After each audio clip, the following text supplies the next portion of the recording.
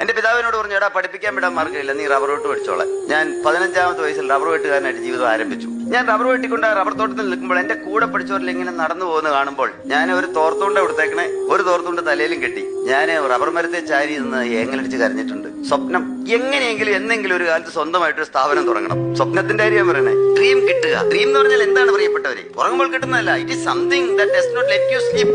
എന്റെ ഉറക്കം ഒരിക്കൽ നഷ്ടപ്പെട്ടു 82-ൽ. അതല്ലേ ഡെൻകെയർ ഉണ്ടാവാനിടയായത്. എനിക്ക് സാധിച്ചേ പറ്റുള്ളൂ എന്നുള്ള നിർബന്ധം നിങ്ങൾക്ക് ആർക്കെല്ലാം ഉണ്ടോ? ദൈവവിശ്വാസവും കൂടെ ഉണ്ടെങ്കിൽ ഞാനത് കൂട്ടിച്ചേർക്കുകയാണ്. നിശ്ചയമായിട്ട് നിങ്ങൾക്ക് സാധിക്കാൻ കഴിയും. എനിക്ക് സാധിക്കില്ല എന്ന് നിങ്ങൾ ചിന്തിച്ചാലോ, പിന്നെ നിങ്ങൾ ആരെല്ലാം നിങ്ങളെ സഹായിച്ചാലും ശരി, നിങ്ങൾക്ക് സാധിക്കും. നിങ്ങൾ വെറുതെ സ്വപ്നം കാണണ്ട. അതുകൊണ്ട് നമ്മുടെ ആറ്റിറ്റ്യൂഡ് മാറുക, നമ്മുടെ ചിന്താഗതി മാറുക, എല്ലാം മാറും. ഞങ്ങൾ തുടങ്ങിയപ്പോൾ 290 സ്ക്വയർ ഫീറ്റിലാണ് സ്ഥാപനം തുടങ്ങിയത്. ഇന്ന് 3 ലക്ഷം സ്ക്വയർ ഫീറ്റ്, 3000 മാത്രം ബിൽഡിംഗ് ഉണ്ട്. 2030 ആകുമ്പോഴത്തേക്കും ലോകത്തിൽ തന്നെ 1ാം സ്ഥാനത്തെത്തി. ഇപ്പോൾ ഞങ്ങൾ 2ാം സ്ഥാനത്താണ്.